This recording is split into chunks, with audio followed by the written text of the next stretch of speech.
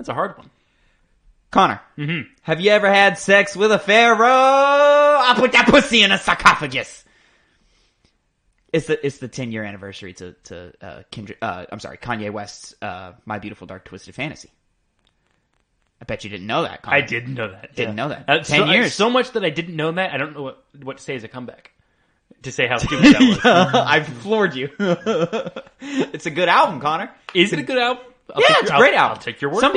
Some people will say, and they're crazy for saying this, but some people will say it's like the greatest hip hop album ever made, and they're crazy for that. Now, the clear answer is either Jay-Z's The Black Album. And let me guess the second one. Oh, Kendrick Lamar's To Pimp a Butterfly. You are correct. That is the second one. I'm also going to throw out there Eminem's The Marshall Mathers LP. I'll throw out there Royce da 5'9's The Book of Ryan. But now I'm off the reservation. You know, now I'm just talking shit. Your own. I'm not talking shit. I'm talking. Yeah, now I'm in my personal bag. Hip hop heads will say Nas's Illmatic. I think Illmatic, and this is controversial, Connor. In hip hop circles, this is very controversial. I think Illmatic has aged very poorly and is almost impossible for new ears to listen to that in an accessible way and in an enjoyable way. I have tried listening to Nas's Illmatic 5 different times. All 5 times, I get bored out of my mind. Now you know how some people feel when they hate The Godfather. Just constantly being told it's one of the greatest movies of all time, and then just never really getting into it. Do you hate The Godfather? No, just people. That's like a lot of. I've heard lots of people say that they don't like The Godfather. Well, they're wrong. And there you go. Now you know how the stance of those old talking hip heads. I don't think The Godfather is perfect. But if they don't like it, you're wrong. Like, it's a great movie. I've never seen it, so I can't. You've never seen it? No, and you know what? Due to the fact that I don't care, I'm never going to watch it. No, we're going to watch it. No, never. Not now, obviously. No. It's like a 3-hour movie. Yeah, but I'm never going to watch it because I do not care. Now, people say Godfather Part 2 is on par, if not even better than Godfather Part 1. I've heard. And they're wrong. They're so wrong.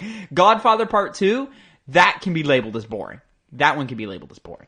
Now, Part 3, I've never seen. But from what I hear and from clips I've seen on the internet, it doesn't seem like I need to watch it. No, I've never heard anyone say you need to watch Godfather. No, I've heard it is like one of the greatest like trilogy flops of all time. Mm-hmm. Yeah. I need to fix this I heard the same real thing. quick because it keeps. Why is it like this, man? Why is it? This is why we need better gear, Connor. Mic issue. All right, fuck it. That's how it is. So let's go ahead and jump into it, boy. Let's do it. What's poppin', players? Welcome back to the Two Penny Gamescast Episode 18. I am your host, Tavin Bothel, here with my good friend and co-host, Connor Elliott. Say hi to the people, Connor. I'm going to undermine you. Hi, guys. What? Because you thought I was going to not say hi. I saw that you had a smirk on your face. You had a smirk on your face. I was ready for it. Hi, guys. How's it going? Hi. Connor, how you doing this week?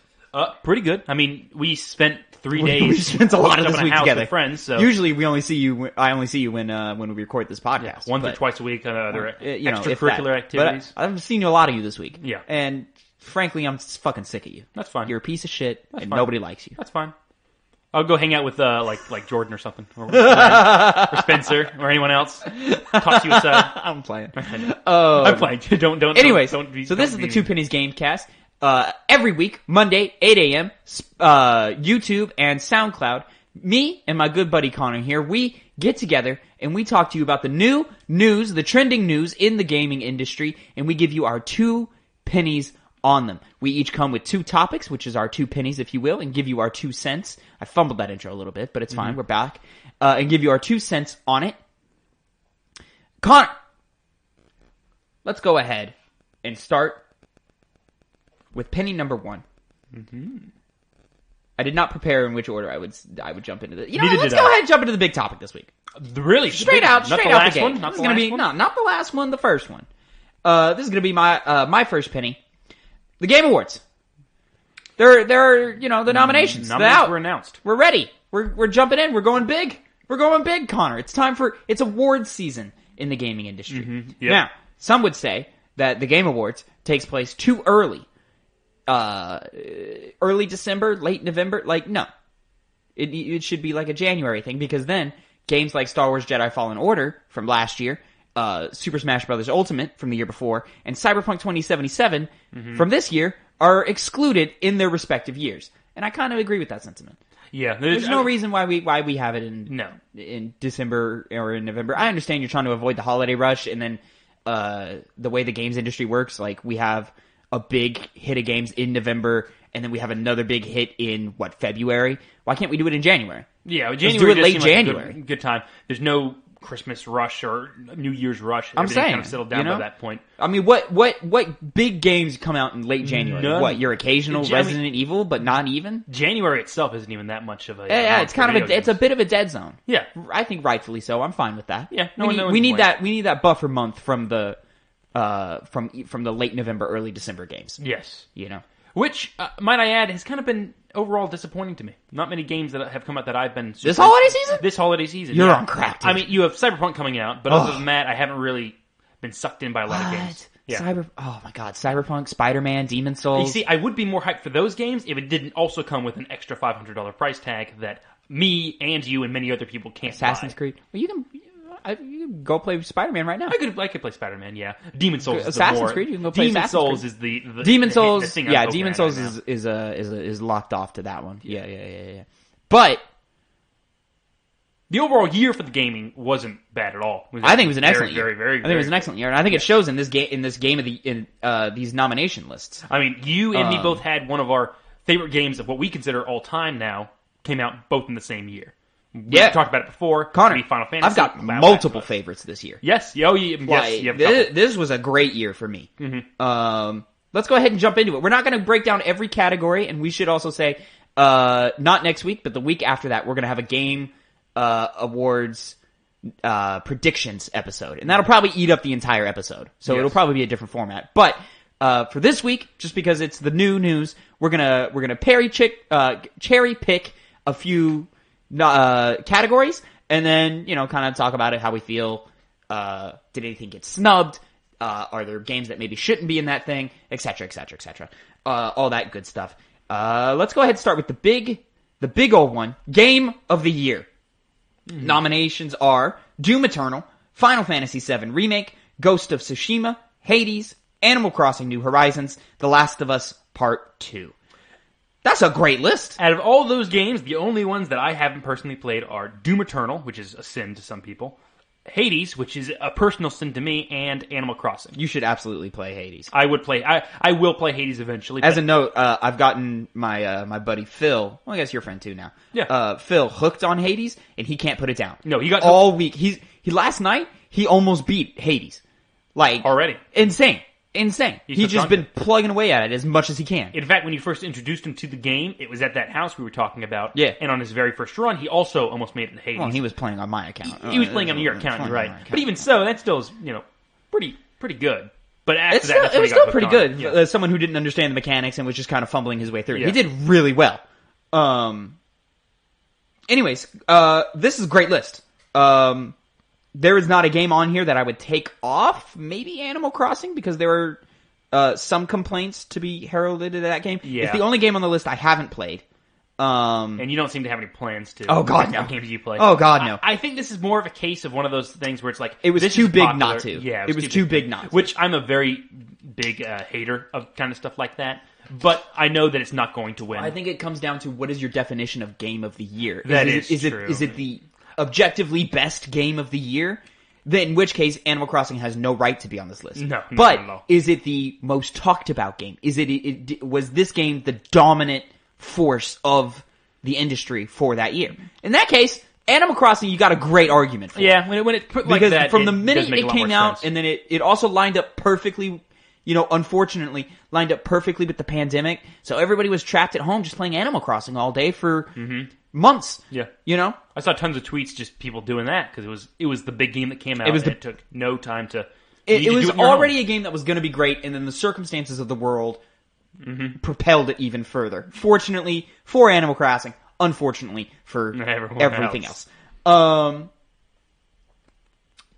Any snubs on this list, Connor? Do you think? I'm having a hard time thinking of it. Yeah, no, this is a perfect list for me. Yeah, what I was hoping for was that Final Fantasy VII Remake was going to be on this list. And you got it. Anything else would have been like, oh, that's upsetting. It should have been on there. But considering that, yeah, all these games are just perfectly deserve to be on there. I think even though I was critical of it last week and even this week, I think there could have been an argument for either Miles Morales or Assassin's Creed Valhalla. Mm-hmm. I think objectively Ghost of Tsushima is a better Assassin's Creed game than Assassin's Creed this year. Yeah. And then Miles Morales is a short game, side thing, just came out, etc., etc. So it's a little hard to give it that nudge, that nod. But I mean, like Last of Us, Hades, 7 remake, Doom Eternal, like those are my top 4 right there. Mm-hmm. You know, so it's hard to say no to those games. What do you think is going to take it? Well, do we want to make predictions right now or at a? We can do it later. We can do it later. Which ones have the best chance? Because there's our personal predictions, and then yes, but those are very often wrong. I think it's either going to Ghost or Last of Us. You see, I think Hades has a shot, but I think it's Ghost or Last of Us that takes it. You see, I think one of the games that has the least amount of chance on this list, due to how a lot of other people perceived it, you know, the people who end up going to be controlling the vote, and that's Last of Us 2. A lot of these games on this list weren't divisive with players. None of them actually were, except for Last of Us. Now, a lot of games journalists really liked it. That could scare journalists away from voting for it. It could. And there were detractors in your games journalist media. There were, but for the most part... They typically weren't the reviewers, though. The reviewers all fucking loved it. The reviewers But there were, like, what's his name from IGN? Brian Altano. Didn't love it. Yeah. Didn't love it, but he didn't review it.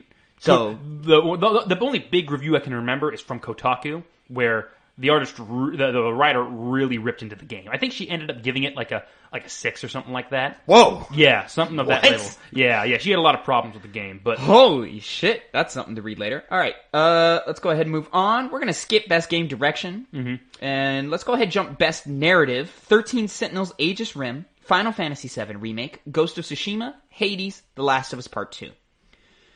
What was in the Game of the Year category? What? No? Okay. The only one that was I think I, for the most part, agree with all of these. Yeah. I had never heard... I'm enjoying... So far, I haven't beaten it. I'm enjoying Valhalla's story way more than I'm enjoying Ghost of Tsushima's story. You are? Yeah. Way more. You never played Aegis Rim, did you? No, I don't even know what that game is. Yeah. I've heard from people that have played it, I've heard it's fantastic in terms of its narrative. Like, the narrative is the reason to play that game. But what is it? I have no clue. All I've heard is people saying things like that. Okay.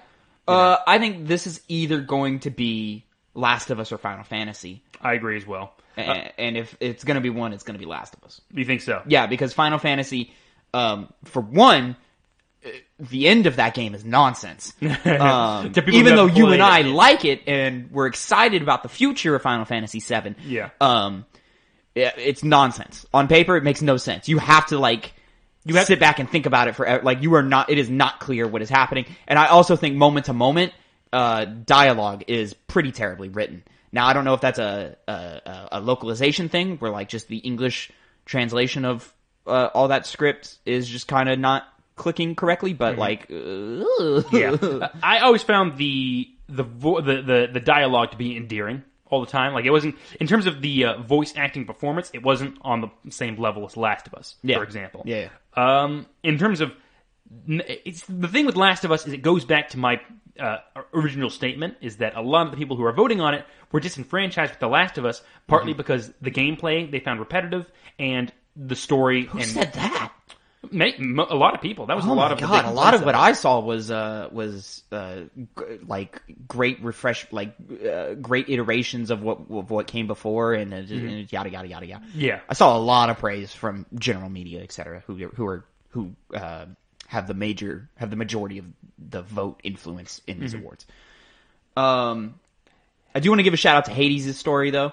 Being able to build on itself constantly. It's got layers. Yeah. Oh my God, it's good. That's one of the big motivations for me to get into the game, so I can explore all that kind of stuff. The only problem with it is that they give it to you in such small nugget sizes, just smallest possible portions, and they've sprinkled that out over so many hours that I can see why people because even I haven't. I can see why people haven't seen it all the way through. I haven't seen it all the way through yet because I've only beaten Hades once. I'm desperately trying to get there again. Only beat it once. But I'm not playing the game enough to get that great. Yeah, you beat it once, and then that was kind of it for a while for you. I took a break. Yeah. I took a break. It's a grindy game, so it's you can't just consistently play it. It's my like casual like, okay, when I've got nothing else going on. But I got, I run this podcast and I've got to talk about the newest games, and the games keep coming, so I'm going to keep playing them. Yeah. Best art direction: Final Fantasy VII Remake, Ghost of Tsushima, Hades, Ori and the Will of the Wisp, Last of Us Part 2. You see, a big part of me wants, because it hits my personal preference for when it comes to visuals, and Ghost of Tsushima did that in spades. But Hades and Ori and Will of the Wisps, like, I've seen how those games look. You can't compete with Ori. Yeah. The art direction in that game is so much more unique than Ghost of Tsushima's, and more overall pleasing to anybody who plays those games. I think 4 out of the 5 games here are beautiful. Mm-hmm. Final Fantasy VII Remake, character models aside, its environments are fucking ugly. You've consistently said that. It is disgusting to look at some of those textures. Ugh. Terrible looking. The models, beautiful. Beautiful. They obviously spend a lot of time with that. All those characters look gorgeous. But yeah, like the mud in that game looks terrible. Mm-hmm. The concrete looks bland. The doors, I keep harping on the doors, but they look like they're from the PS2 generation. Like, what? I've said it once before and I'll say it again. I've never noticed anything. The detail in the doors are better in Metal Gear Solid 3, which came out in 2004. Than fucking Final Fantasy VII Remake's doors. Oh my god, they're so disgusting. Well, if someone were going to put a lot of work into door design all the way back then, it would be Kojima. But even if I don't think those are as severe as you think they are, it's not going to be the winner. It's just not going to be. It's going to be. And Last of Us doesn't need to be understated either because it looks fantastic. Yeah, I think that the thing is with art direction is people don't pay enough respect to the realistic, grounded art direction, and I think that's what Last of Us 2 is going to lose in that sense. Yeah. The other issue I think with Last of Us 2 in that scenario is that I know it's because Last of Us might be the most beautiful game I've ever seen. The issue, like in terms of like realistic, grounded, exactly. Like, yeah. The issue lies in the fact that it looks overall pretty bland. You kind of see the same things. A lot of darkness, a lot of gray, a lot of black. It kind of gets like as good as it looks. You kind of just forget that. Even the greens often are and the oranges, but there are many beautiful moments in that game where the sunlight comes through and the shadows in the trees, and it looks gorgeous. Those are the moments I think of when I think of the art direction of the game and why it deserves the nomination. Mostly takes place, no real spoilers, mostly in the flashbacks. Yes, exactly. But I think even the last like 2 hours of that game look very nice. Oh my god! Yes, so because guess what? It's sunny. It's so much different from the rest of the game. But then when it gets dark again. Yeah, I think it looks good. It looks good too. I think it's at its best. Those last 2 hours are perfect. It's a matter of just not being dark all the time, which it broke that up at the end segment of the game. Yeah. But Ori and Hades, man. Yeah, those are the contenders right now. Ori might be the most beautiful game I've ever seen in my life, just in terms of its use of colors and its vibrancy. Oh my god, dude! From the very, very few amounts of video that I've seen of it, it looks that gorgeous game. Yeah. Gorgeous game. Best score and music: Doom Eternal, Final Fantasy VII Remake, Hades, Ori and the Will of the Wisps, Last of Us Part 2. This is actually a category where I think Last of Us is the weakest entry. Yeah, I was going to say that as well. Now, that being said, I haven't played Hades or Ori, so I wasn't going to comment on those. But out of the 3 that I am familiar with, because even though I didn't play Doom Eternal, I love the soundtrack of that game. Oh my god, it's so good. I listened to it, yeah. Oh, it's so good. So, before we go on to Final Fantasy and Doom, if you were to compare Ori and Hades, which one would you say kind of has better? I enjoy Hades more, but they are so different from a musical perspective, because Hades is more... Excuse me.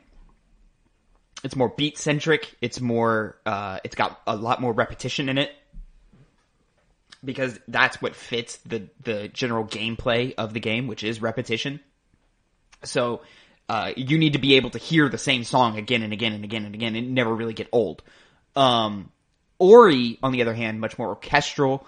It builds with what's happening in the game, especially in its narrative beats. Yeah, that was my next question. It's more dynamic. Yeah, it's so much more dynamic. In its quieter moments, the music resides and comes back or pulls back, and then it hits you really hard in the face in its bigger moments. So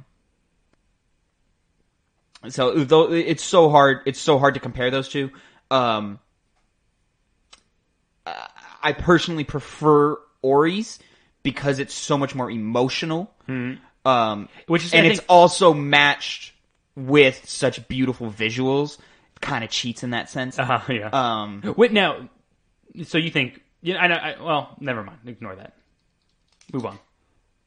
However, if I were to rank these, Final Fantasy might take the lead for me. I think it might, but I think it cheats also because it's using music from 20 years ago that are already classics and then revamping them. Yeah. That's where my thoughts come into the same way, because a lot of the soundtracks that I like in this one, I love even more than the original ones. But the soundtracks I do like, the OSTs I like, are based off original songs. Yeah. So it really piggybacks off that, which I don't complain as a whole. But when you come to the category of, even though we said Last of Us is the weakest entry, by far not a weak entry. No. Like, still strong music. I don't think it compares to the first game. No, it does not. Musically. But there's still great musical moments in that game. Yeah. Now, and that's the other thing about Doom Eternal is it does sound very similar to the last game's soundtrack, at least from the ones that I've heard. It does, and I think there are certain standout songs from the first game that I like more, but I think overall Doom Eternal music is better. It's a better package overall. But it never stood out. It was always it always worked for the moment you're in. The music in that game is great, and it's so good. Yeah, 4 different engines could win this. Oh yeah, that's a toss-up. That's a toss-up. I don't think Hades is going to get it, though, of those 4. Okay. I don't think it'll be Hades. Best performance. Ashley Johnson as Ellie, The Last of Us Part 2. Laura Bailey as Abby, The Last of Us Part 2. I'm going to mispronounce this. Daisuke Tsuji. Tsuji, thank you. As Jin Sakai, Ghost of Tsushima. Logan Cunningham as Hades. Naji Jeter as Miles Morales, Marvel's Spider-Man Miles Morales. This is, I think, another great list. I just think the 2 girls from Last of Us are just on a different level. Yeah. And it's just not fair. Yeah, both Laura Bailey and Ashley Johnson bring it, their game. Also, I think the 3 other games here, Ghost of Tsushima, Hades, and Spider-Man, they're either all open world or they're instance-based voice acting, so there's less opportunity for an actor to craft the arc, especially with Hades. Because you just see basically voice lines throughout the game. It's just moments. It's just quick moments. Now, that being said, he would be my 3rd pick, because I have heard multiple lines from him, just because he sounds so awesome. He does sound great. I don't know if I would put him in this, though.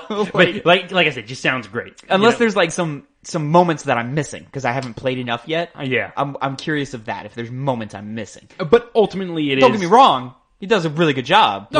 But it's ultimately Laura I mean, it's the Bailey same for me with Jin Sakai. Like, Jin comes off pretty boring to me. Like, and I don't quite understand why he's here. I also don't think Miles, in the game we got, delivers on the depth that could have been brought to the table. I don't think that's an actor problem, though. I think it's a direction issue. Jin might be an actor problem. I don't know. I can't tell. But it's just not fair. No. Now, it's just not fair. I just got to bring it up now because I do want to know, because I don't know who you would choose. Which one's better? Laura. Yeah. All day, every day. Yeah. I think Laura is the best actor in video games. Ashley Johnson. Well, Ellie's character was very boring to me in this game. I think I've told you that I disagree. But Ashley Johnson made that character better than I would have liked her if it was some other normal voice actor that did it.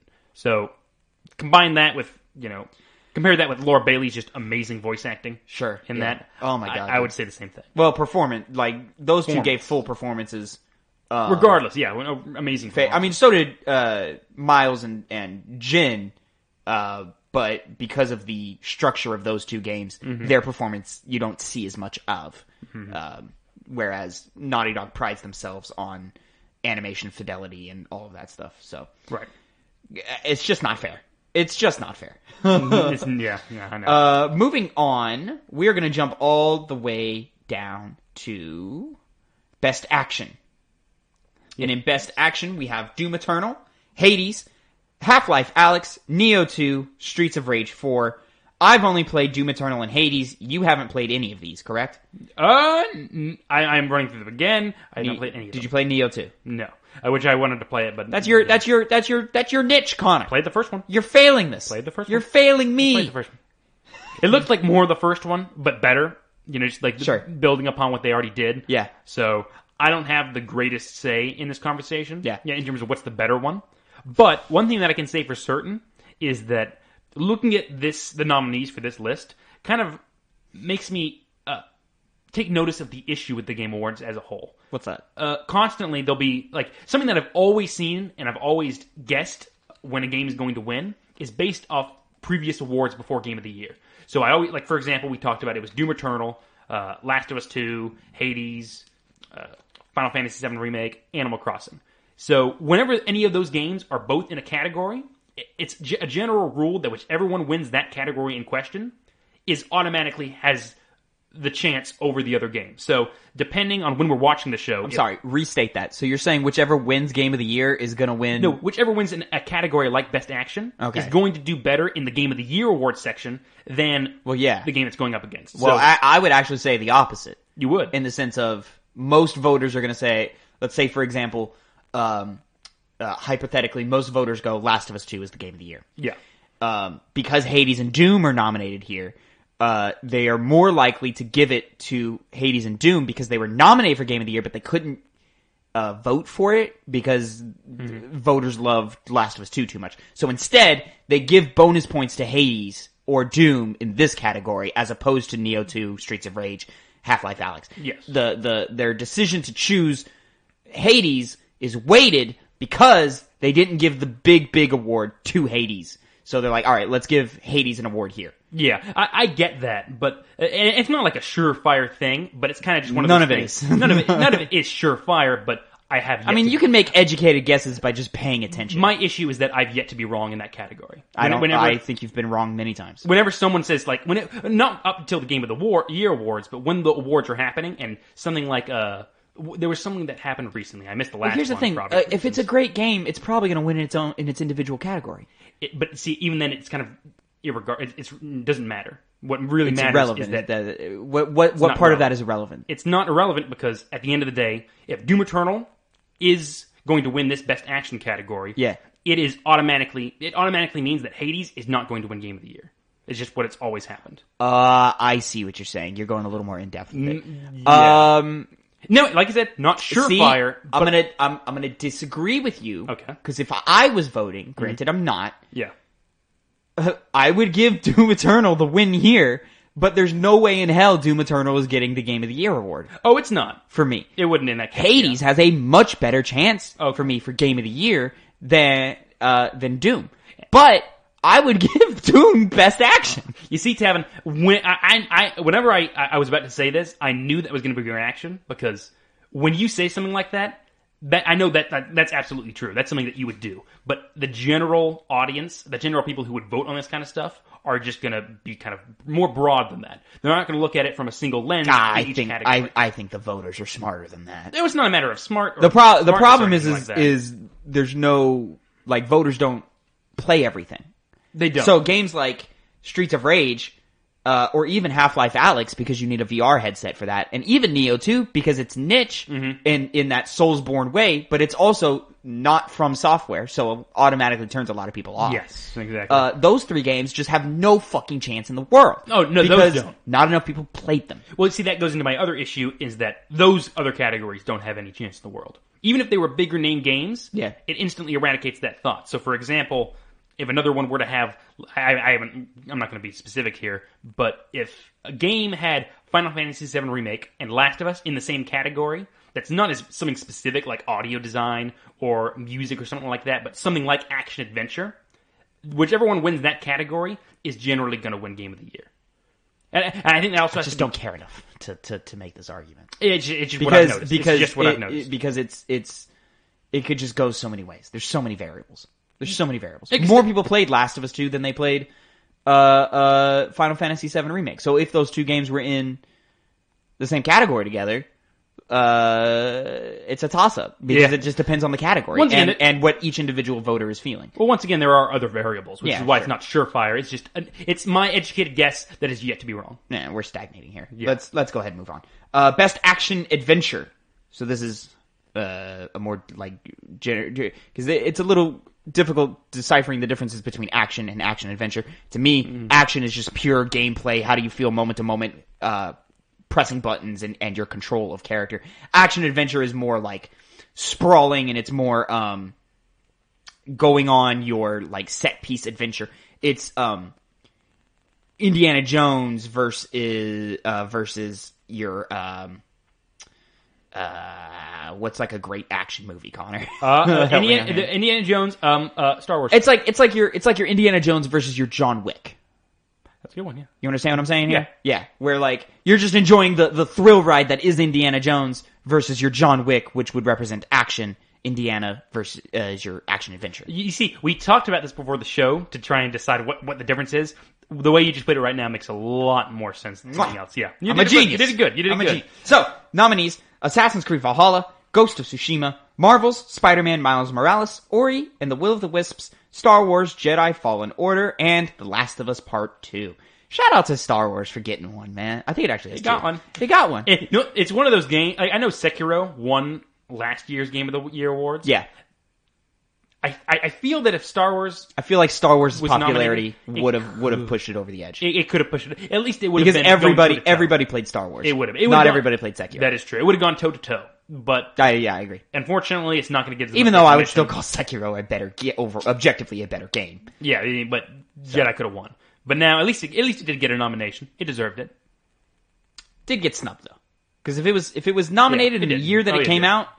Yeah, it would have cleaned up. It got snubbed in a very unique way. Yeah. That no one else has that problem.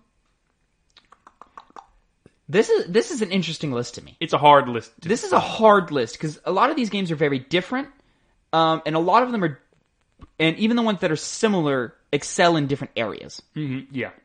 Well, first off, mention like Assassin's Creed and Ghost of Tsushima. You just called Ghost of Tsushima two specifically.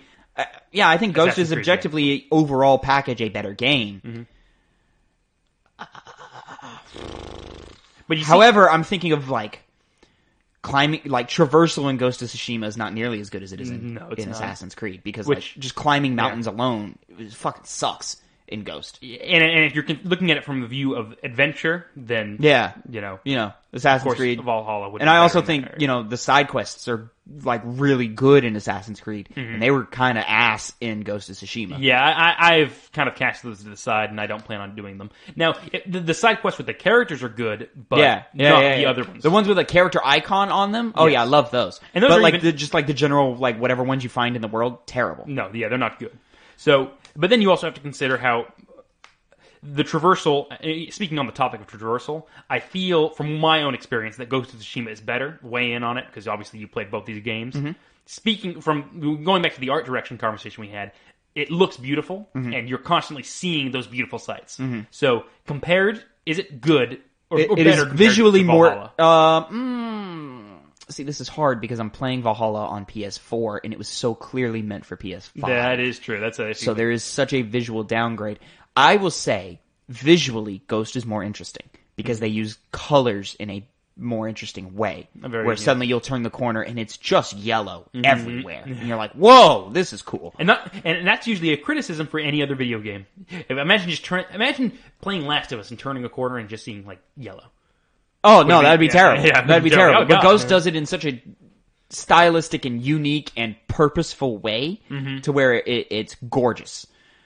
Where Assassin's Creed, you're looking at more, so far, I hear there's more mystical elements later, but so far it's all been pretty natural. Your general Ubisoft open world looking game. Yeah. Ghost does get extra points though for its, the wind system in that game, following the wind, and following the animals, does get extra points traversal wise in that category. Miles, I don't think has a chance. It's weird to me that Ori is in this list. Is it? Yeah. Technically, it does fit the role of. I mean, I see why you would put it in this list. It's weird to me though. Maybe just because the other three are just third-person action games. Yeah, and Ori is like a 2.5 Metroidvania. Excuse me. Yeah, it got some burpees. I got some burpees.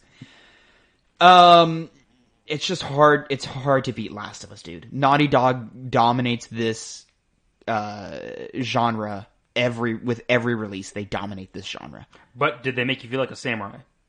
No. There you go. Go see him. But okay, fair enough. What do we got next? Best role playing.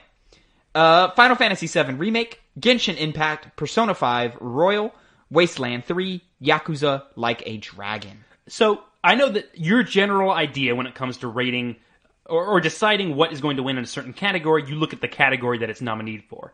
So in this case, role playing. I don't usually do that, but role playing is one of the only games that I do that on. Where I look at what I consider the role playing aspects and judge what's going to win off that category. I see what you're saying. Yeah. Okay. So that being said, as much as I love Final Fantasy VII Remake, I think you and me mentioned this before. It doesn't really act like it's a more of an role-playing action game. adventure It's more game of an than it is action-adventure game than a role-playing game. Yeah. And I think that's because the diversification of role-playing game elements in the in video games as a whole has like every game has RPG elements now. Yes. But not every game is an RPG. I think Final Fantasy VII Remake has gone the opposite way. It's now injected so many action-adventure tropes and so many action-adventure elements that it's kind of... I just wouldn't call it a role-playing game anymore. Yeah. Like, yeah, it's got your numbers and your stats and all of that thing, but like, the dice rolls in that game are almost gone. Yeah. Like, there are no dice rolls anymore in No, Final no, Fantasy VII Remake. If you press the button at the right time, your cross-slash is always going to hit. Like, it just will.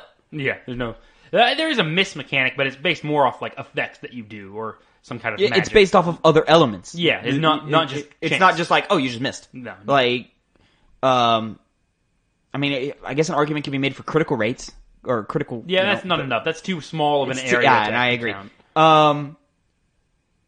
Well, can you speak to Genshin Impact's Yes. chances in this conversation? I had mentioned it before. It's a gacha game. Yeah. I described it to you before. For those of you that don't know, it's basically you start off with a certain amount of characters, and you either pay money, whether it's in-game currency or money out of your own pocket, to roll for characters, and you can get it through the game itself, but you roll for these different characters for different weapons, so you can unlock more. I kind of see that as it's a gacha game, right? So it's not RPG, but that kind of I can see that being like lending itself towards the overall genre of role playing games. Tying that in with the fact that roles will sometimes net you duplicate characters that you've already gotten in past roles, and the way the game makes up for that is that you get these things. You upgrade your constellation, which. We're getting a little too we're a little too in the weeds. Basically, here. what it does is it lets you upgrade each character. So that's very RPG-y. So sure. Once again, I and that with equipment that you keep having to find and get, I think this counts as a role-playing game. In fact, sure, but what are its chances? Going up against Final Fantasy, Persona, and Yakuza. Well, speaking in terms of RPGs, comparative to things like Persona 5 Royal and Wasteland 3, I don't think it stands a chance. I never heard of Wasteland 3 No. before. Oh, it's a Deep Silver game. Wasteland 3 is this is the heaviest RPG game on this entire list. Really? I've seen gameplay of it. It is most definitely that. Now, Yakuza Like a Dragon also... What? Would I like it? I don't know. Huh. I've never actually played the game, and it's into like very hands-on. I'll look into it. I also just had an epiphany. I said that it's the only game on there that's like an RPG, but I forgot that this most recent Yakuza game. Yeah, it's different. An RPG now. It's not a Yakuza game. It's an RPG. No, it's not. So that actually is an RPG game. I kind of want to play it. I kind of want to play it too. I got to play the Yakuza games in general. So you would love them. I would. Oh my I have God. no reason not to play it right now. I just can't get into it. Yeah. I want to so bad because it really is legitimately so fun, and its fighting mechanics are pretty deep. If you want them to be, and yeah, it's solid games, but I just can't. I can't get into it. Yeah. I want to, but I just can't. So really, Yeah, Like a Dragon also has an English dub to it. Now I hear It does. English dub not great, but Not comparatively. it has one, and that is something new to the franchise as a whole. that is true. And that being said, though, out of the three that had the chance are Persona 5 Royal, which Yeah. I kind of think is cheating a bit, and Persona Wasteland 5 3 is and just Yakuza such Like a Dragon. it's your tried and true RPG, Persona 5 Royal, you know? It is. And Persona 5 as a game in itself has already been heralded as one of the greatest RPGs ever made. Yes. So yeah, the improved version of that, you're getting kind of hard to beat. At this point, though, it's just, do enough voters think it deserves the win? Is it different enough from the original game to earn that win? I don't know if it is. We'll find out. We'll find out. And then, Connor, let's finish it off with some best multiplayer. You and I enjoy some multiplayer. We do, and we've played all but one of these games. Well, I've played all but one. You're missing what? I've touched one. The other one's among. Oh, yes, I've yeah, touched because one of you them. didn't touch Fall. Okay, so we have Animal Crossing: New Horizons, Among Us, Call of Duty Warzone, Fall Guys: Ultimate Knockout, and Valorant. I played a match of Fall Guys. Don't know if that really. Yeah, I've played probably 10 hours or so of Fall Guys, so I'm in there. You and I have both played dozens upon dozens of hours of Valorant. Yes. I played enough hours of Warzone. To know you and me both don't like it. You know, Enough. I think Call of Duty is the worst battle royale. I've said it. There, you know, I think it's the worst. People are passionate about Warzone. I know, Yeah. and I don't get it. I don't get it. Animal Crossing should not be on this list. No, it has multiplayer elements, but it's like a sidebar. It should not be almost. on this. It should not No, be on this list. it should not be on the list. The multiplayer systems in this game are so infamously terrible that what? Why is this nominated? This is just because it was so big and it had multiplayer. Yes. It should not be on this list. Shout out to Among Us. I think it only has 2 nominations for best mobile game and best multiplayer. It might be in family. I don't think it is. I think I messed up on It that. would be weird. I think it's weird to be in that category. With the blood on there. Yeah. Fall Guys had its moment. It was a big moment, but I think Among Us just took it and ran with it and has dominated for the rest of the year. I have not heard anything from Fall Guys for a while. I haven't heard about it since Among Us dropped. And I know this isn't a good... Well, outside of like their announcement for their season 2 and etc. But nobody was like, "Oh my god, season 2 is so worth coming back." It was like, Yeah. "Yeah, it's more." All right, cool. And one thing I did see on the Steam reviews for Fall Guys was that people rated it as mostly positive, which is lower than I thought it would be. I thought it was going to be overwhelmingly positive during its heyday, but it wasn't. I don't know why. Interesting. But Among Us was overwhelmingly positive. Which Well, you have to remember it was getting review bombed for its first few. Fall Guys was getting review bombed for its first few days because the servers broke. It was a couple weeks after, so I don't know if I mean, those initial reviews are still in there and are still, fucking up the ratio. Yeah, exactly. So it's like you can't really tell. To me, this is between Valorant, Warzone, and Among Us. Yeah. With the passion of Warzone, I'm leading to believe people are going to be aiming towards. I think, Warzone, but I think the accessibility of Among Us can't be understated. No, it cannot. Everybody can play it, and that's not everybody can play Warzone. That is especially on PC. Yeah, God no, forbid, you all right? have to have skill in first person shooters to play that. Valorant, I think, is objectively the best multiplayer game on this list. I agree, but it's the least played. It's the least played, it's the least popular, and it's also the most niche of this entire list. I would probably personally vote for Among Us, but that's me. Anyways, Connor, those are, for the most part, the Game Awards, at least the categories we find interesting. One thing I have to mention, though. Yeah. I had actually seen this before, and I completely forgot that it was kind of weird to me. But Among Us didn't come out this year.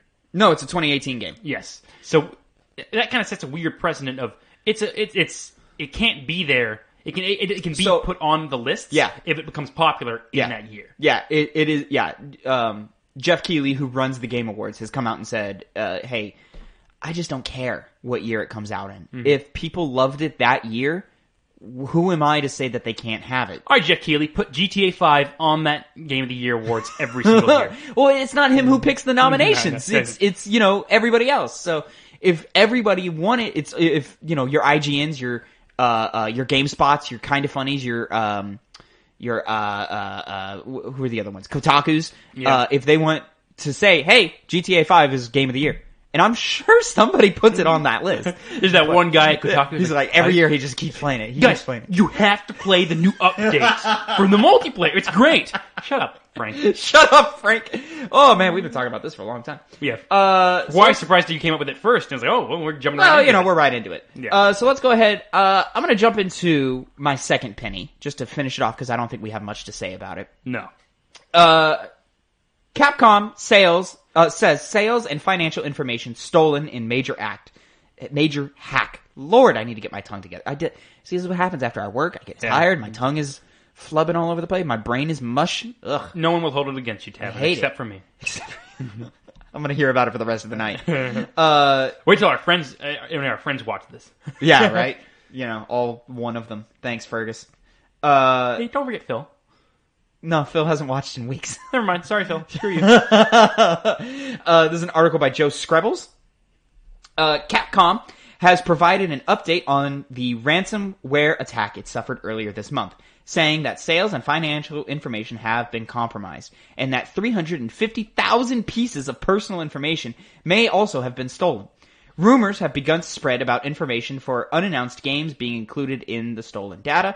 In an update on its investors' website, the company says that an investigation is ongoing, but explained that as of November 16th, it could confirm that sales reports, financial information, and 9 employees' personal information had been compromised.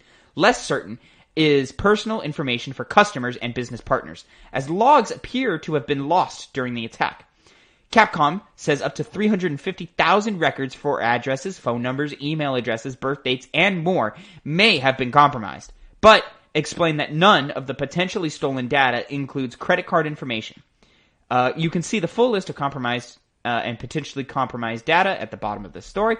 Capcom says it's begun contacting anyone whose personal information has been confirmed as compromised, and says anyone who wants to inquire about their own information should contact their region's Capcom customer support service. We're not going to go in depth as to what was stolen here, and no. Any of the unannounced game stuff is all rumors and stuff. There's nothing like super concrete to say. No. But why? Oh, like information is power. Yeah, it is, but like, why? Why are you an asshole? Well, you steal. Why are you an asshole? If you steal, this is how you identity theft, and you do all these different things. You empty out bank accounts. You can attack people. If their addresses or emails have been hacked, you can attack them personally. It's dangerous. It's a dangerous thing to do. You could sell trading information on like black market shit, and get money that way through stocks and shit and all that shit. So, like if you know what Capcom as a company is going to be doing for the next few years, well, that's going to affect how you approach the stock market. Yeah, that's a pretty interesting way to Usually when you do see hacks, you see, like they said, credit card stolen, information stolen. That's small time. Yeah, I guess this is the more intellectual way of hacking, even if it is still just as shitty. But it's unfortunate. I hope they get the guys who get it. I don't think they will. I feel like most of the stuff you're like, fuck, man, I don't know. Unless it is some kind of employee who worked there or recently worked there. And to be honest, we'll probably never hear about it again. No, we probably never will. It's one of the reasons why it's just nothing much to say about it. Yeah, nothing much. Just unfortunate that it happened. And that's about it. So, Connor, let's go ahead, jump into your first penny of the day, hey? The Last of Us TV show is actually happening. HBO's The Last of Us TV show is actually happening. This is an article from The Verge by Chaim Gartenberg. HBO's upcoming TV adaptation of The Last of Us just took a big step forward in actually happening. The network has given the show a series order, which with series creator Neil Druckmann working as both writer and executive producer alongside Craig Mazin of Chernobyl. HBO's Carol Strauss, who executive produced both Game of Thrones and Chernobyl, will serve as an executive producer on The Last of Us. Per the official synopsis, the TV series seems to be adapting the first game in the series. Quote, the story takes place 20 years after modern civilization has been destroyed. Joel, excuse me, a hardened survivor, is hired to smuggle Ellie, a 14-year-old girl, out of an oppressive quarantine zone. What starts as a small job becomes a brutal, heartbreaking story as they both must traverse across the U.S. and depend on each other for survival, end quote. While the world of video game adaptation is littered with failures, a big HBO adaptation of one of the most acclaimed video game stories in recent memory, completed with the original game's writer and creative director on board, seems like it might have a shot at actually succeeding in translating the game to television. Now, I had mentioned to you beforehand... Off mic. Off mic, yes, I had mentioned to you beforehand, that I was upset by this, because this is the first time I heard about this. If there was anything else said beforehand, I didn't know about it. When I first heard about the HBO show of The Last of Us, I was thinking it was going to just use the title and then use the world itself to make the show and not just an adaptation of the video game, which I see there's room, there's definitely a good thing to be said about directly adapting a certain piece of work, but especially for something like Last of Us, where there's such a broad world to explore things in. Sure. Just to repeat something that already is, in my mind, near perfect in the video game, just seems kind of redundant at that point. Sure. You know, it's not like something like Dune, the remake of that's coming out recently, or soon, where the original adaptation by David Lynch, that started as a book. It started as a book, but the adaptation by David Lynch was kind of a failure in multiple ways. It has a cult following, but it wasn't able to successfully do what it set out to do, and now they're trying to make one that is successful, that is both critically and financially. When it comes to something like this Last of Us TV show, I just can't help but feel they could have done something better than do just a retelling of the story we've already heard. Though it does make it easier. It does make things a lot easier. I disagree. Mm-hmm. I think The Last of Us is Joel and Ellie. Mm-hmm. Which is why I think we're not getting a third game. Mm-hmm. But I think it's so clearly Joel and Ellie's story that moving away from that and doing some random other story and characters, you're not Last of Us anymore. Mm-hmm. As much as they want to say clickers are different, clickers are zombies. Yeah. So to just cut away and have entirely different characters, you're just doing The Walking Dead again. It needs to be the Joel and Ellie story. Now, I think there are so many different things you can do from a TV show perspective that are we going to get the same general story again? Yes. Mm. Is it going to be different, though, in key areas? I think also yes. Mm-hmm. Can you imagine Bill's Town in an hour or an hour episode or 2 hour-long episodes? You know? Like, that, there's so much depth in that moment, and there's so much depth we can go into with characters like Tess, Henry and Sam, all of that, like, I think we just missed out in the game because mechanically you can't have that many characters taking up that much space in a video game. In a TV show, motherfuckers can walk around and talk for hours and it be interesting. Especially because this is from the producers of Game of Thrones and from Chernobyl. Even though Game of Thrones ended badly, it was always well produced. Mm-hmm. Yeah. Always. Which that's a very important distinction to make because it's not production. Yeah. It's not writers, it's production. And complain about Last of Us 2 all you want. The moment-to-moment dialogue in Last of Us 2 is the best the medium has to offer. It's good dialogue. Very well written. Very well written. And Neil Druckmann being on as like your lead writer, fuck, man, like it's gonna be what we want. Usually that's a good sign. Now, will it be boring to us, the people who have played it and experienced The Last of Us? Maybe. Mm-hmm. But will it be to the millions of other people who don't play video games? No. I think it'll be gripping, and I think it'll be exciting, and I think it'll be. We're gonna see a repeat of all those reviews we got in 2013 of, this is your generic zombie storyline, but like the execution on it is so fucking good. assuming, of course, You're going to be all of the things that happen in TV production go smoothly enough. Because and that's kind of one of the core reasons why I'm just not even going to watch the show. Because you're not even going to watch it? No, I know what happens. I know You're the story. fucking insane, I dude. know the story, and I don't need to waste multiple hours of my life watching it again, supposedly because it's better in TV format.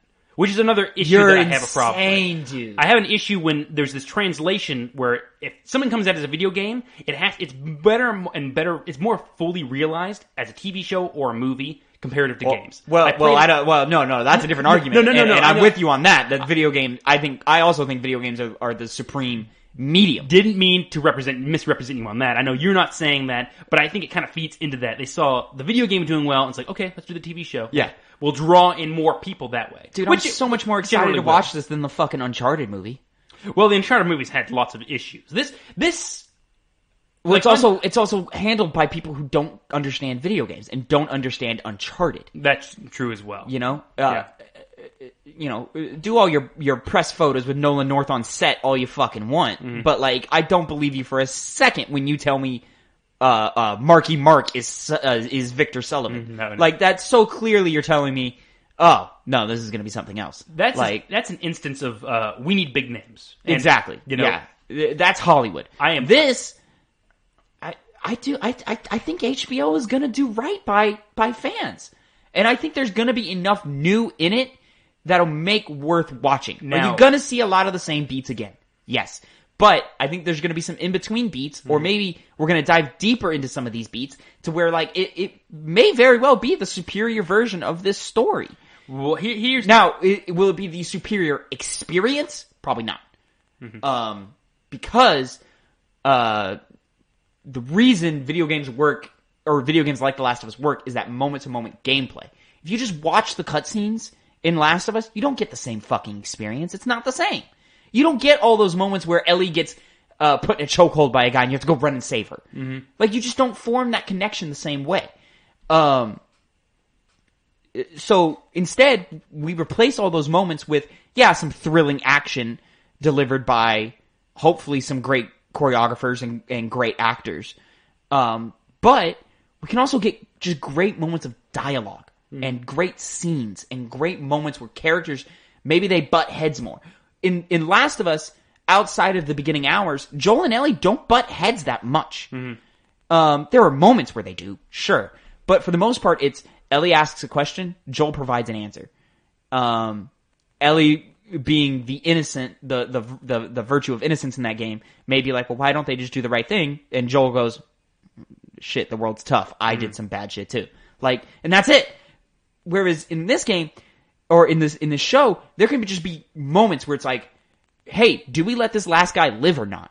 And Joel, being Joel, is going to say, fuck no, and kill him immediately. And that's going to be an issue for probably about an episode, you know, in which they'll have to get through that. Like, that excites me more than anything, is to just see more from these characters that we love so much that we can expand on and get some greater insight. Yeah. This is all assuming everything goes well. Which ties into my remaining issue is that it is all assuming. Like, even if it is just as good, even if it is amazing, I've already played The Last of Us. I've loved that game. But it's not going to be the same. It's not going to be the same, but I'm not even that initially big on TV shows to begin with. Sure. Like, it's hard enough for me to sit down and watch 12 hours, which equate 12 hours of a show. Yeah. That I've already seen before. Gotta binge that shit. You gotta grab me, like, you gotta grab me in with stuff more than that. Something I've been watching recently, Twin Peaks does that great. You know, Last of Us, with it being what it already is, I'm just not gonna find any room to care. I just could not disagree more. I know you're digging. I know you're itching at the bit to watch this show. I'm not itching at the bit because I've been burned by this genre of TV and film so many times. But you want it to be good, though. I want it to be good. Yeah. I do want it to be good. I have to mention, if it is good, which, you know, it still may not be good, at least that's a good direction moving forward with adaptations later on in the future. Even if I'm not. If it sets the benchmark. Yeah. Can you imagine 7 years ago setting the benchmark of this is what video game storytelling is now, like, and then setting it again, I think arguably setting it again with its sequel game, and then doing it again a few years later saying, this is what video game movies or video game TV needs to be. Mm-hmm. Like, God damn, like, what a legacy. God, that's great. God, it's fucking awesome. Anyways, but that's beside the point. Let's go ahead and jump into your final penny for today, Connor. Mm-hmm. Do you ever sometimes just draw a P instead of a 9? No. No, because I just did that. When I wrote down the time code, I wrote down 5P50 instead of 5950. You make it sound like that's a common problem for you. Your hand slips, you do the wrong thing. Mm-hmm. I'm talking while I'm writing. I mean, you can read it. That's all that matters. I fixed it, but whatever. Your final penny. Cyberpunk 2077 has streamer-friendly option that won't get you DMCA takedowns. This is from GameSpot by Gabe Gurin. CD Projekt Red is trying to make it as easy as possible for streamers to play Cyberpunk 2077 without issue. The game will... Excuse me. The game will ship with an option that allows you to disable copyrighted music in order to avoid DMCA strikes placed on your channel. The feature won't merely mute the music during these sections of the game. Instead, it will replace them with music that won't cause issues during streams. There are more than 150 custom songs on the radio of Night City as well, so you have no shortage of tracks to listen to. And then this article goes into details about all the like feature art, like you got Run the Jewels, 9 Inch Nails, Grimes, Rap Boy. Do you know what Rap Boy is? No, you would know more than I would. I have no idea what Rap Boy is. And then some Swedish bands as well in there. So all of those things, of course, would cause issues with streamers and YouTubers and etc. So this is kind of like, hey, instead just turn it off and you're not going to be without music. Here's some extra music that, toss some things. It's just kind of there. Yeah. Now, you don't watch streamers that much, or if at all. I don't, but I watch a lot of YouTube.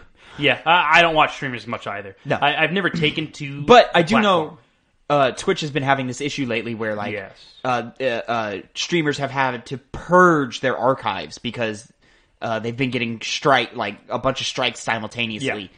Out of nowhere, so they're having to purge their entire archives to avoid that, and that's unfortunate because there's a lot of content gone now that people used to see, but they can't now. It's as you say. When I on my Twitter account, even though I don't watch the streamers, I follow them a lot because they're usually fun personalities. Sure, and they every now and then post clips of them. That they got some great fun. hot takes. Yeah, they do. They're hot takes. But I've constantly heard them complain about this, and it's stupid that this is that much of an issue for Twitch itself because it's robbed some people of being able to properly, earn a living or earn some. From my understanding, is it came out of nowhere for them too. They were like, wait, the algorithms are doing what? This is only recently I've heard them really complaining about it. Last month or so. Yeah, maybe 2. Pretty recent as far as Twitch goes. Yeah, It shouldn't fall to game companies like CD Projekt Red to make sure that that's an issue being solved. But good on them for doing it. Once again, CD Projekt proves to everyone why, from the consumer standpoint, they are the best in the game. Yeah. Second to maybe Xbox. Bethesda used to be on top, and now Bethesda used to be fucking killing it, and now they're in the fucking trash bin, and now Xbox on them. So, there you go. But CD Projekt, from the consumer standpoint, is fucking phenomenal with everything they do. And we've talked about a lot of the issues they've had with overworking people and disregarding the overworking of people. Sure. But from selfishly, from a consumer perspective, if this equals that, it's kind of hard to argue some of those results. Yeah. I, of course, want a middle ground. As do I. But it can't, just because, even for those people that especially have harsh problems. Even if it meant it took another year to get Cyberpunk, that would be worth it to me. Right. But whatever. And I know some people are very, very, hate a lot on CD Projekt Red because of those recent news, but it is undeniable that their PR department and the way they cater to the consumers is amazing. I mean, they showed out back in the day with Witcher 3, and they're showing out now with Cyberpunk. Yes. Every possible question you have for them, they have an answer. And it's always the right answer. I saw a post on Twitter once again of someone complaining, I'm not going to play CD Projekt Red unless you can customize your anatomy. Recent news, you can customize your individual body parts, your internal organs in the game. It's like, well, I gotta accept that. They're so good, dude. They're too good. So yeah, that's great. It's great that those options are there for people. It's great that there will be no restrictions on streamers and YouTubers, and we can all one, enjoy the game, but we can also enjoy the content created by the game. They're also super content creator friendly, CD Projekt, which is great because you don't always see that with every company. Yeah. Most are usually fine, but sometimes, you know, Nintendo will pop out and take all your money, like, and you're like, what the fuck, Nintendo? This is available until March 31st. I get it. Dude, is the world gonna end April 1st? Like, what is happening? We'll see. Connor, that's all the news. So, let's go ahead and jump into what we've been playing. You said you've been playing 2 new games. I have. Well, one new game, one new content of a game that I've played. Okay. So let's start with you and end with you. And then I'll be in the middle. Yeah. So the new content that I've been playing is the DLC for Fire Emblem Three Houses, Cindered Shadows. Oh, lovely. Yeah. I finally bought that recently because I'd started picking up Three Houses again in general to do the Golden Deer route, one of the 4 routes of the game. How much have you played? Of the Golden Deer? DLC. Of the DLC, I've gotten to a point where I'm running away from some enemies. You can only run away. Like, it's one of the only times I've ever seen this in the game. I played this DLC a year ago in one sitting, so I don't remember really? what you're talking about. Okay, so you're being chased and by... I think you're okay for spoilers for a DLC for a year-old game. So you're running away from these automatons and these illusionary soldiers. Okay, I think I remember. And any one unit dies, and I'm playing on hard, then you fail the entire mission. I do remember this. And this is one of... You're playing on hard? I'm playing on hard. Why? Not classic. Because I was like, oh, well... Sure, but why? It's a DLC. I like the challenge. It's disconnected from the main game. I like the challenge. And if I can change it, I might, because this is hard. Have you played on hard? No, I played it on... I was playing my main campaign on Maddening. Oh, yeah. Went to the DLC, played on normal, and then tried to go back to Maddening, and it's impossible to do that. Well, you see, I played hard pretty much in every single one of my playthroughs in... You might want to just do it for this mission and bounce back later. What? You might want to just do it for this singular mission, and then because you can knock it back up. Yeah. It's... I saw the game over screen. I had troubles at different points, and I had turned off the console before, just because I was like, I'm not going to win this. I'm just done for the day. This is the only time where I've multiple times had the game over screen happen because I lose. Because it's such a hard and demanding mission. Yeah. On hard. I remember this mission now. It's ridiculous. And the entire DLC is very, very good. Yeah. Very, very hard. Oh, yeah. It's a step up from the usual hard. Oh, yeah. They're throwing all the mechanics at you, and they're taking the customization of your unit out. That's the big one, yeah. They're like, here, this is what you have. Yeah. Now, it does mean that there is a way out. There has to be, because they developed it around those archetypes. Yes, of course. So, it is possible. Yeah. You know it's possible. And I actually may still keep it as hard, because it is nice to play kind of a different game, where I really got to try to use tactics that I'm not familiar with, that I've not tried. That's what it's like playing classic mode, where when units die, they really die. Yeah. And that's where like save scumming comes in, and you're like, oh yeah, baby. So anyways. But the DLC itself, beyond the difficulty that I've had with it, the 4 new characters, the Action Wolf House, I like them all. They're great. They're all very, very They're really, fun really good. personalities. I like Constance. I know you said that I would like her a while back. The blonde-haired girl. Yeah. And I really like her. Have you gotten to her twist yet? Yes. She's Isn't it so good? I get depressed in sunlight. Yeah. So, that was it, right? The twist, in case you didn't hear, because Connor mumbled through that, the character is super righteous, and super, verbose. Is super into herself. Yeah. Confident. She's like heavy ego. Mm-hmm. But whenever she comes into contact with sunlight, she flips and becomes super depressed and super self-hating and it's really, really funny to see those two extremes be bounced back and forth. Yeah. Now, of course, in reality, that's some mental illness, and it's heartbreaking to see someone go through. But in the way it's presented in this game, it's humorous, it's fun, it's meant to be kind of tongue in cheek, and the circumstantial element of it being only when she's in sunlight makes it really funny. She's one of my favorites. Like I said, Happy's very, very funny. Happy's dope, man. She's got to be like really deadpan all the time because she sighs. She summons monsters. Voltheus, who I thought was going to be like the generic dude bro, is actually like really. He's got some depth to him. Some of the best personality out of all the Fire Emblem characters in this game. He's great. It's so much. And then the other dude, and Yuri, I really like Yuri. Yuri's dope too. Yuri's dope. Yeah. You like Yuri. I knew you would. Okay. Yeah. The other game that I've been playing. Oh, I'm going to sandwich myself in, but I'm going to are. interject my game because I don't have much to say about. Go Well, for maybe it. I do. I don't thought know. you were playing Who knows? multiple games. So no, I'm playing one game. Okay. I mean, I'm playing more Assassin's Creed and I'm playing more I'm working my way towards the more. platinum of Miles. I'm almost there. But the new game that I've been playing, and I will say for Assassin's Creed, I like it the more I play it. The more I play it, the more I like it. Mm-hmm. Good. The new game I've been playing is a game called Ghost Runner. Do you know this game, Connor? I have looked at that game and it looks great. Yeah, I've seen a lot of clips online. It's on sale on PlayStation in their Black Friday shit. It's like $26 or something, $28 maybe. So it's fairly cheap. I jumped in. I've been wanting to play it because for people who don't know, Ghost Runner is a first-person action puzzle platformer. Mm-hmm. In which you basically play the cyborg ninja, think Genji from Overwatch.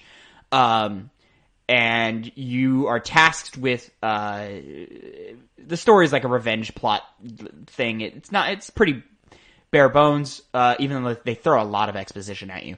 But it's basically you enter a room. There's 5 guys in this room, and they are trying to kill you, and they will kill you real quick. You cannot you have to be perfect, or else it's back to the beginning of the encounter for you. And you got your general, the game is all based on momentum, so it's a lot of wall running, a lot of sliding, a lot of dashing, a lot of dodging, all that stuff, and then you just run through and one-hit kill enemies. And it's fun to kill them, because you just slice through them, and I think where you hit them changes how they get sliced open. Like, if you hit them, more mid-section, they get cut in half. If you hit them, more in their torso area, it's slashed diagonally down them and stuff. You can cut their heads off. I haven't tried their legs yet. I think it stops at the midsection, but I haven't been able to tell yet. I've only played probably about an hour of this game because I started it last night, and I was not prepared for how hard this game is. Hard right at the gate. Oh, it punches you in the first level. I died 63 times.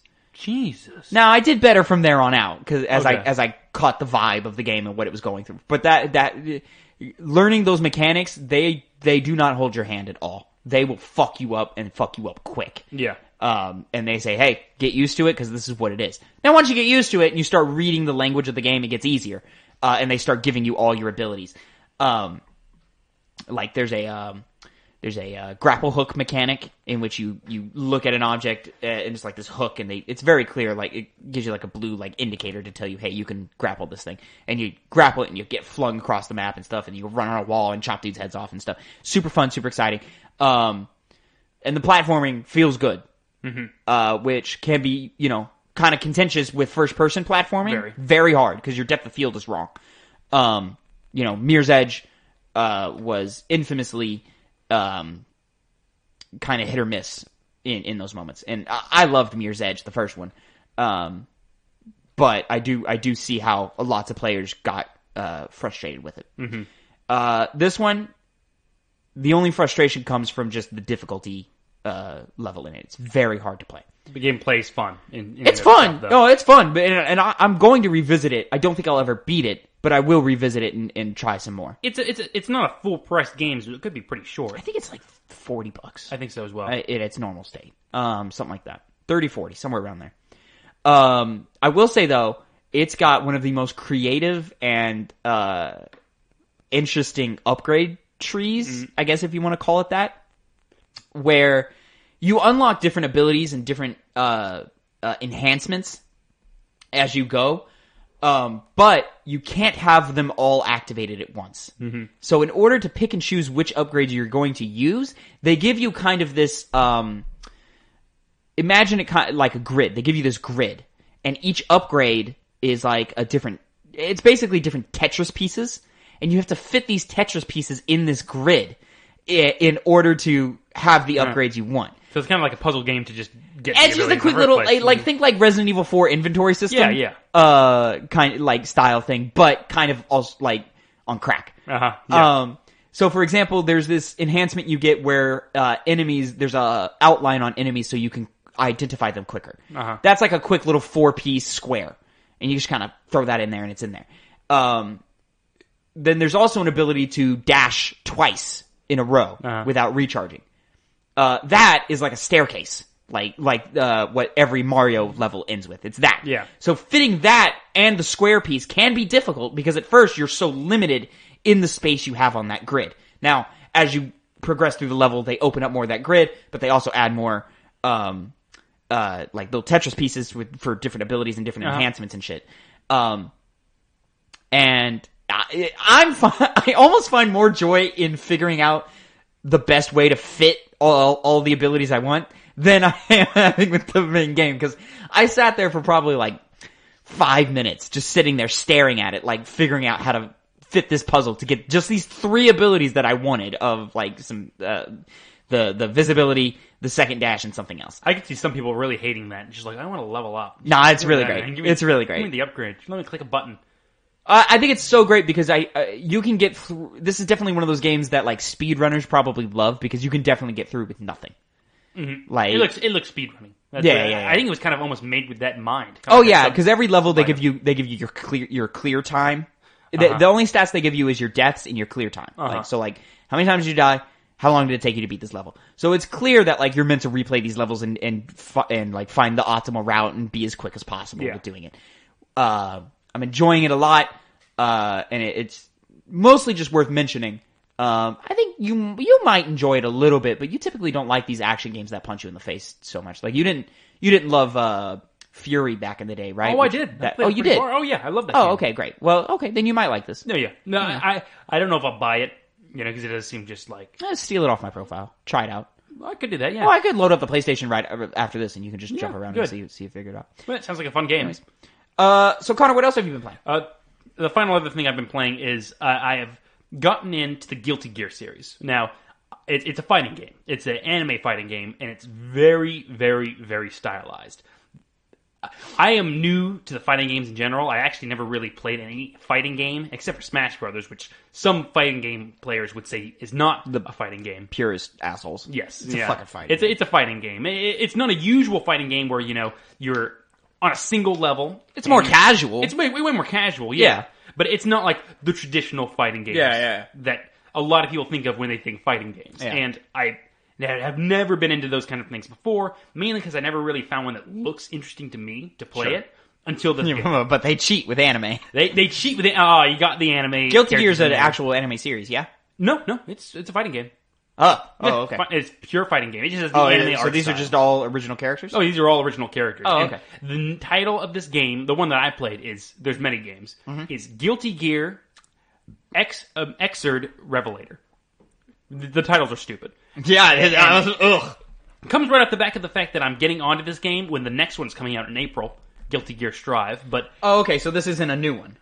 This is the newest Guilty Gear. This is the newest one. What was the title again? Guilty Gear Xrd Revelator.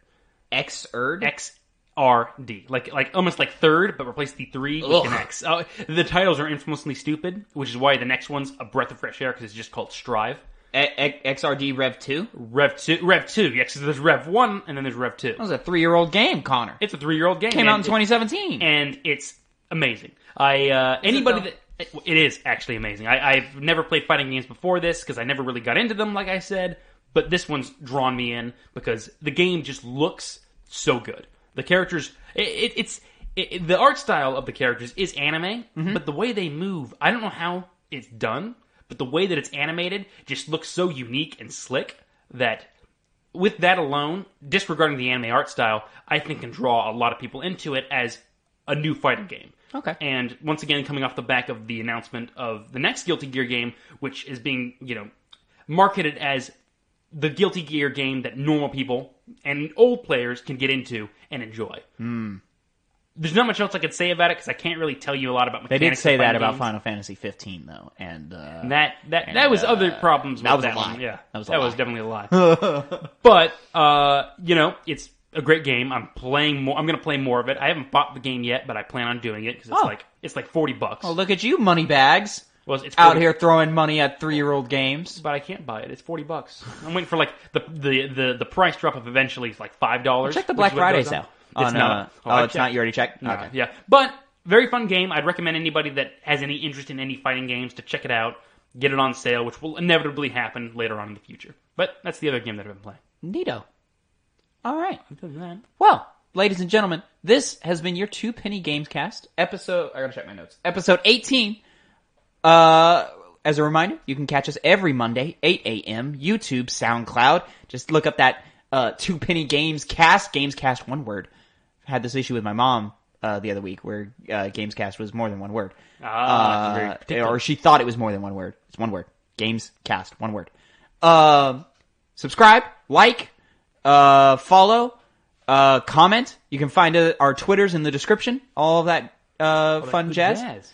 I have been your host, Tavin Bothel, and Connor. Bye, guys. Say bye to the people.